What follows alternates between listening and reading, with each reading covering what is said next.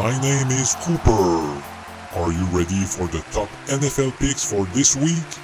Last week, I made possibly the worst prediction of all time.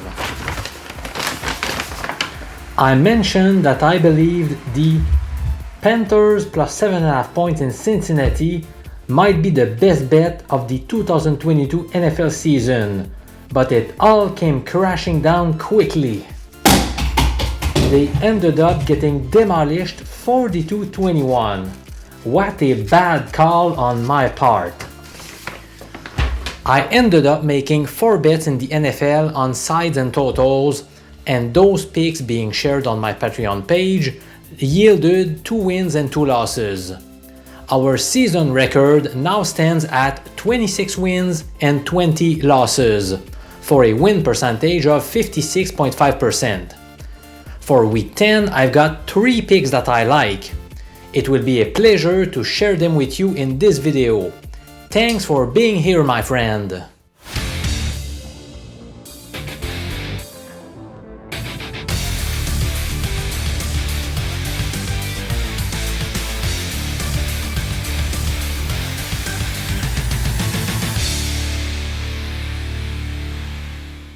Pick number 1 is under 45.5 points in the Vikings versus Bills matchup. The total has dropped all the way from 48.5 to 45.5 now. Who knows if it will keep diminishing as the week progresses or not. Last week, Josh Allen got hit by a pass rusher and hurt his throwing elbow. He stayed in the game, but he repeatedly kept shaking his arm in the fourth quarter. Video replays suggest a sprained ligament around the elbow joint. That type of injury may not prevent Allen from playing this Sunday, but it can cause stiffness and soreness. It could easily affect his velocity and accuracy. Moreover, Allen's play has deteriorated recently. In his first 6 games, he averaged 330 passing yards versus only 211 in his last 2. The TD to INT ratio has gotten worse as well. Indeed, he racked up 17 TD passes versus 4 interceptions during his first 6 matches, compared to 2 TD passes versus 4 picks against Green Bay and the Jets. The public's perception is the Bills are involved in high-scoring affairs often. However, let's focus on their last 6 games. The total number of points scored in those contests were 40, 43, 41, 44, 44, and 37. In other words, not a single one has exceeded the current total of 45.5. Let me mention a few more arguments backing this pick in a little while.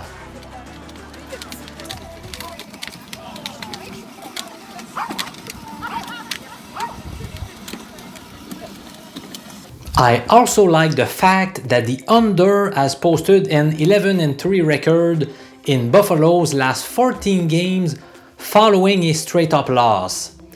That can indicate that they tend to play more conservatively after a defeat. Some may point out the fact that Minnesota has been involved in more high-scoring games, as shown by their 11-5 record in favor of the over in their past 16 games.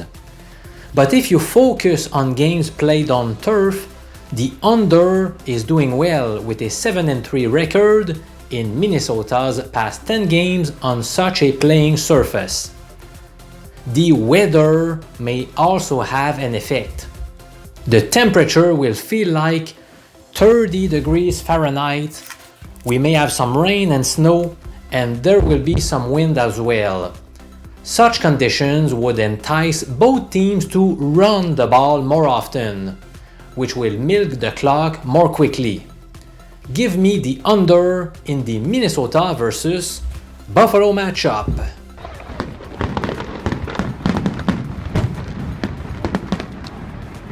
Pick number 2 is the Cleveland Browns plus 4 points at the Miami Dolphins. Sharp money is on Cleveland. Based on more than 6,000 wagers, 43% of the spread bets are on the Browns, but 80% of the total money was invested on them.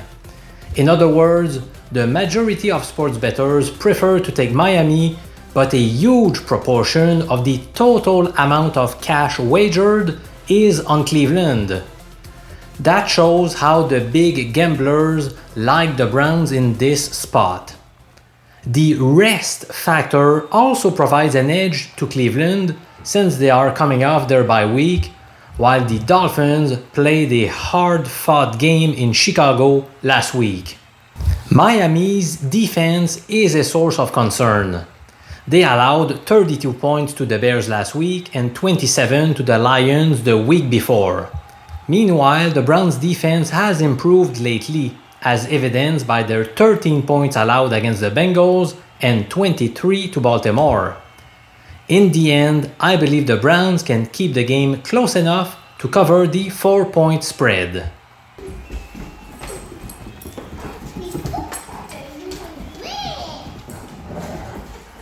Pick number 3 goes to the Tampa Bay BUCS straight up against the Seattle SEAHAWKS. The public tends to fall in love with teams that are frequently covering the spread, and who do so by a large amount on average. The sportsbooks tend to adjust by inflating the line on such teams, which creates value on their opponents. Using this theory, here is a NFL betting system that has produced a 353, 273, and 18 record against the spread over many years.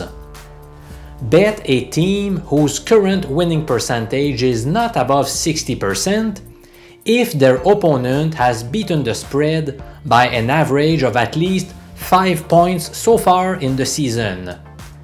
This betting angle can only be used starting at week 5 of the regular season.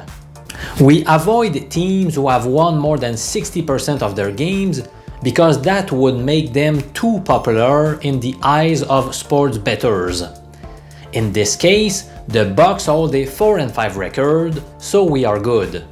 Now, the Seahawks' performance against the spread in each of their first 9 games has been as follows: plus 12.5, plus 11, plus 19.5, plus 12.5, minus 1.5, plus 6, minus 5, minus 11.5, and plus 7. If you take the average, you obtain plus 5.6 points. In case you are confused, here is what I mean by plus 12.5 points for last week. The Seahawks were 2.5-point underdogs in Arizona, but they won the game by a 10-point margin. That means they outperformed the expectations by 12.5 points. Please also note that the Seahawks will be on the road for the 3rd time in 4 weeks. And this trip to Germany is obviously a very long one for them. Seattle's defense is weaker defending the pass than the run, which fits well for Tampa since they are very bad running the ball anyway. Only 38% of spread bets have been placed on Tampa, while 74% of the total money has been on the BUCS. Again, this shows how sharp action is going on Tampa. I'll take my chances with them.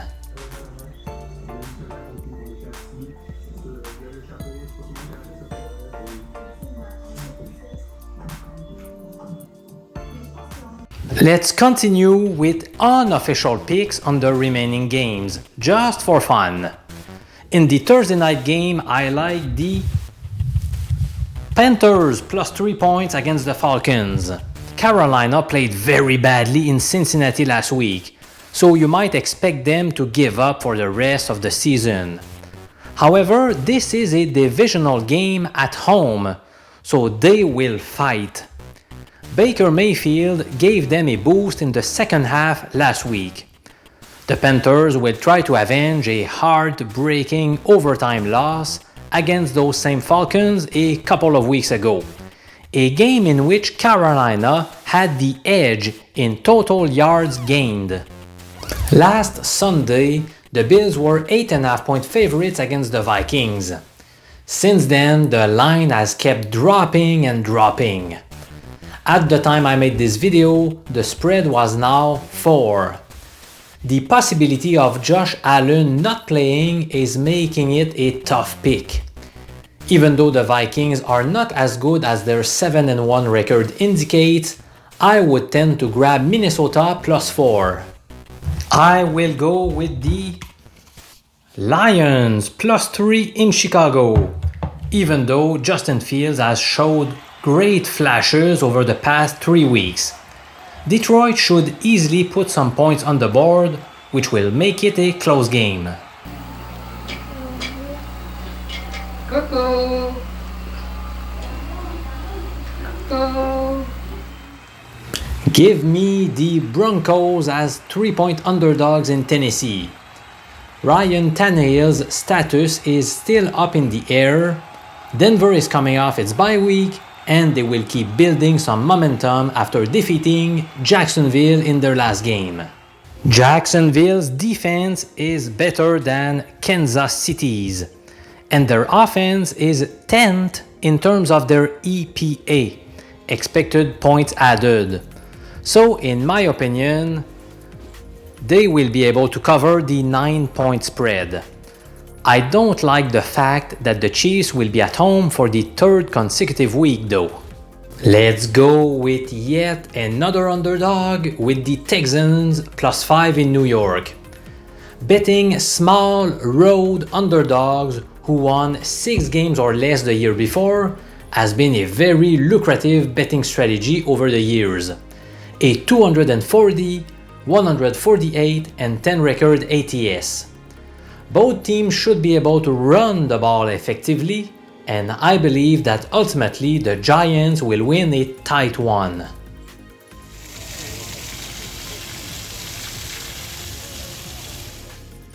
Indianapolis's defense has been very good, especially since the return of Shaquille Leonard. But their offense is so bad with Sam Ehlinger under center that it's difficult to put money on the Colts. I expect Vegas to rebound nicely after 2 straight losses. They will blow out Indy, so I am taking the Raiders laying 6 points. Before I move on to the next prediction, let me mention the secret word of the week for the purpose of the underdog contest. This week it is luck. Make sure you include this word in your post.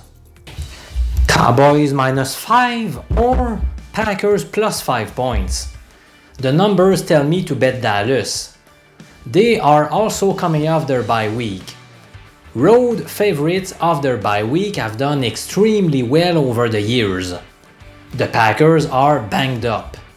Still, my gut feeling likes Green Bay to do enough to keep it within 5 points. Ultimately, I would go with the Packers +5 points. The revenge factor suggests taking Arizona, but I'll go with the Rams -3. After facing the tough BUCS and 49ers defenses, LA will have an opportunity to put more points on the board. And they have a much more solid defense than Arizona does.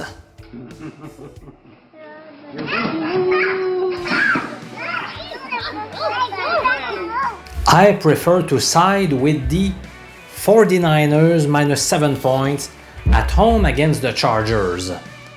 San Francisco will be at home for the 3rd time in 4 weeks, and the only road game was in Los Angeles, so not a very long trip. The Niners have the better offense, especially with Mike Williams and Keenan Allen out. And they have the much better defense as well. Hopefully, Deebo Samuel comes back to make their offense even more explosive, especially with the recent addition of Christian McCaffrey. The Monday night game features a couple of NFC East teams. I am torn in this one, but if I was forced to bet, I would go with the Eagles -11. The only hope for the Commanders is if their defense can keep them in the game, because the offense with Taylor Heineke at quarterback averages 19 points per game. That could happen, but I am leaning slightly with Philly as 11-point favorites. We have 3 finalists to win the $50 prize for the Week 9 NFL Underdog Contest.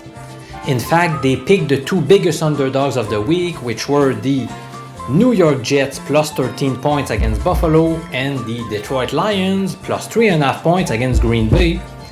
And these 3 YouTube users are Joe Serrar, Francisco Escareno, and Gunnar Apple. So as usual, let's make a random draw in order to determine the winner. So the person that wins the $50 US this week is Francisco. Congratulations, and please email me at winner@professormj.com to redeem your prize. It's getting expensive for me to run this free contest every week, both in terms of money and time. But let's do it again anyway. So go ahead and post in the comments which 2 teams will cause the biggest surprises this week in the NFL. Remember that you cannot pick the Thursday game nor the morning game in Germany Sunday. You cannot edit your picks once posted, and you must make your predictions before 1 p.m. Eastern Time on Sunday. The official point spreads for this contest are shown on your screen as I speak. I'm Professor MJ. Thank you so much for watching, and I'll see you again soon.